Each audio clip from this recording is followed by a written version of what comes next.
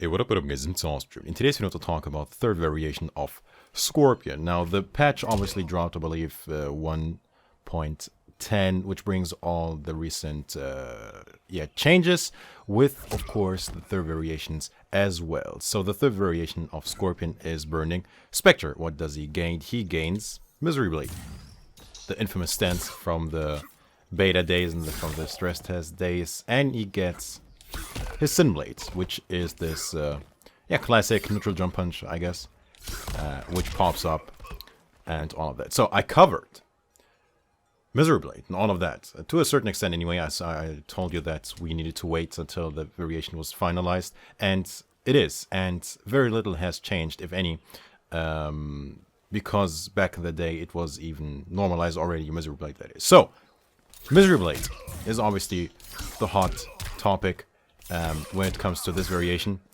What do we gain from the Misery stance? So it's rather quick on startup, and from this stance he can cancel it.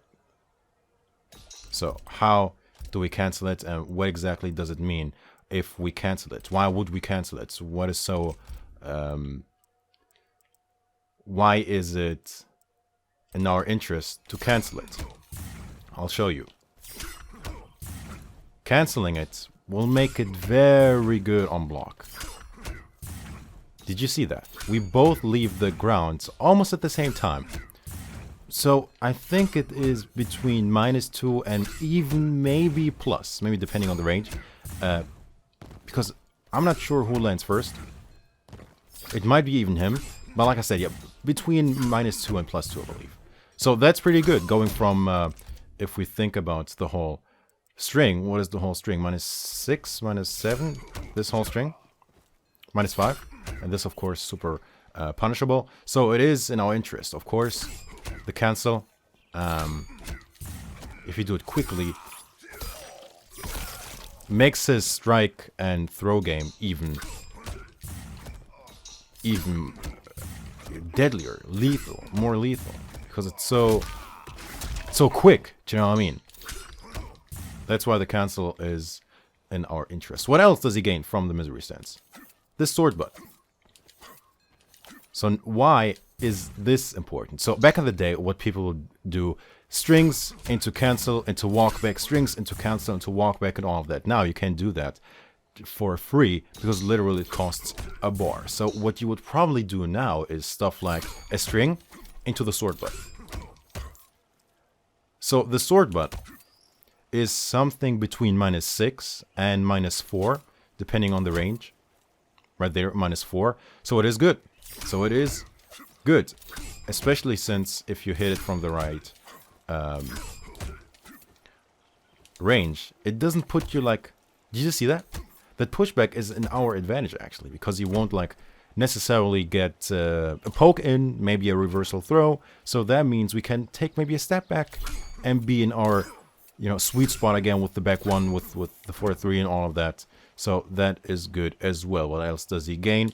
He gains this overhead splat. Lets him not block. Boom, 8%, and he gains his low. He also gains his amplification, which is very tricky to deal with. It seems like that anyway. Maybe it's just something you get used to. Which is like a fake out. So you can either go overhead or low. It's not random. You command that. So that is very tricky. So is this like a mix-up? Is this like, you have to guess?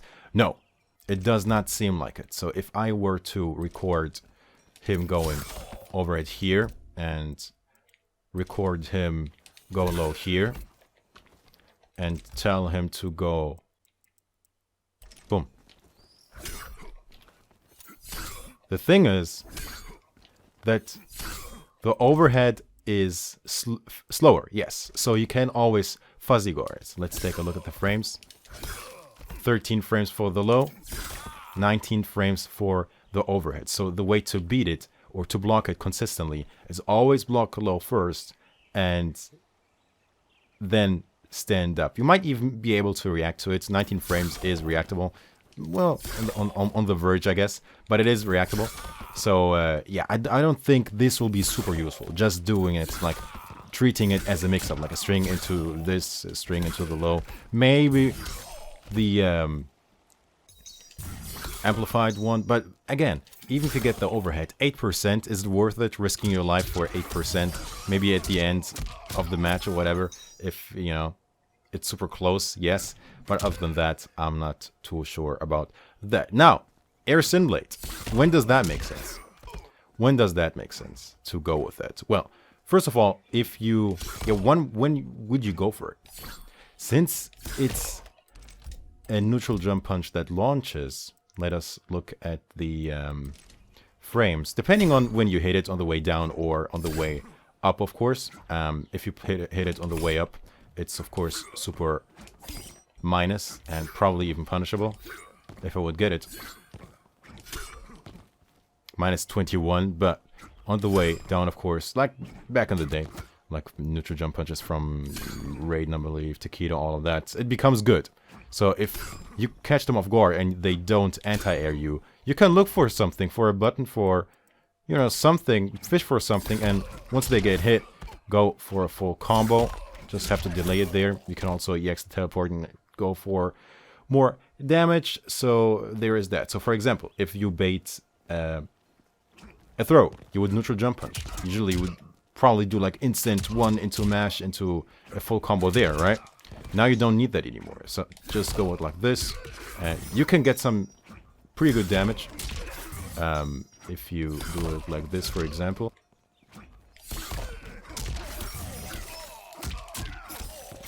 Something like that. Probably squeeze in a standing 4. And yeah, so that's pretty good. So just out of a special range if you fish for something or as a throw bait. Now, you can also do it within your combo as a whole. For example, after a crushing blow spear, since it's super plus, you don't have to jump into a standing 4 anymore. You can just neutral jump kick, neutral jump punch into something juicy. But even if you get just a reactionary teleport, what you can do is stuff like that for more damage. So usually would do stuff like that, right? If you catch them throwing a projectile. 26, maybe the optimal, I believe, would be I believe so, 26 still. But now you can do stuff like this.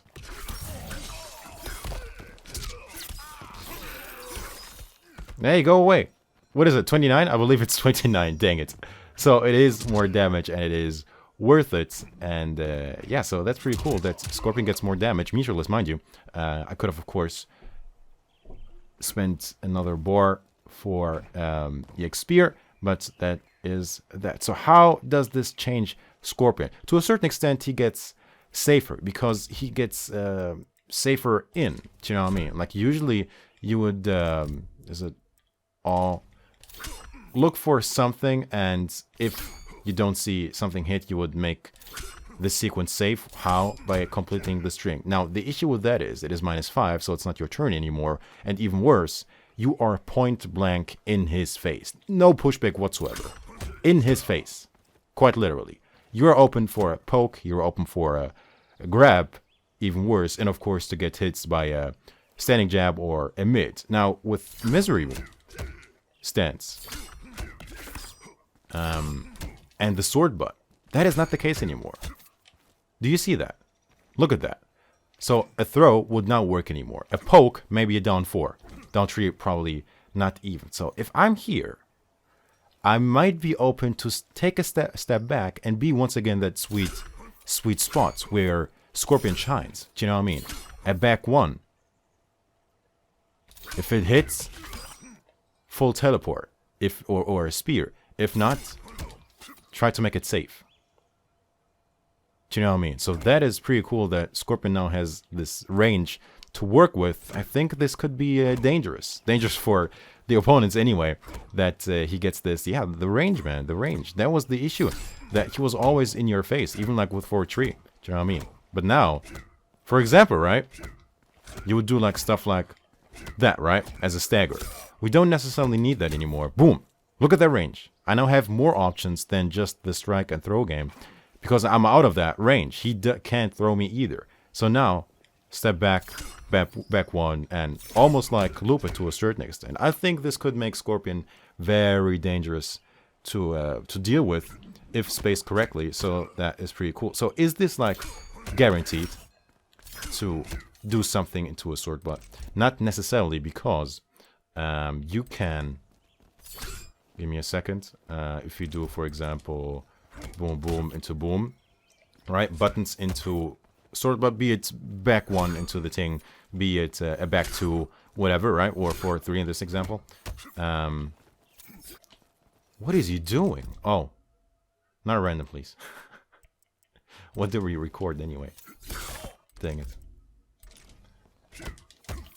There you go. You can flawless block the sword butt, and if you're up to it, it becomes a punish. Usually safe, but if you flawless block it, it is a punish. Now, does this mean you always look for it and try to flawless block it?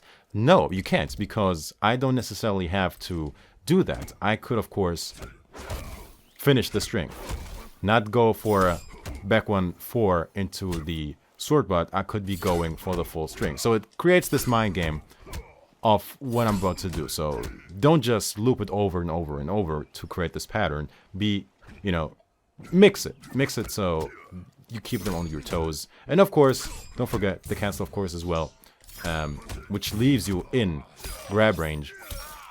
And I think this should be interesting to experiment with. This is definitely something I'm looking forward to.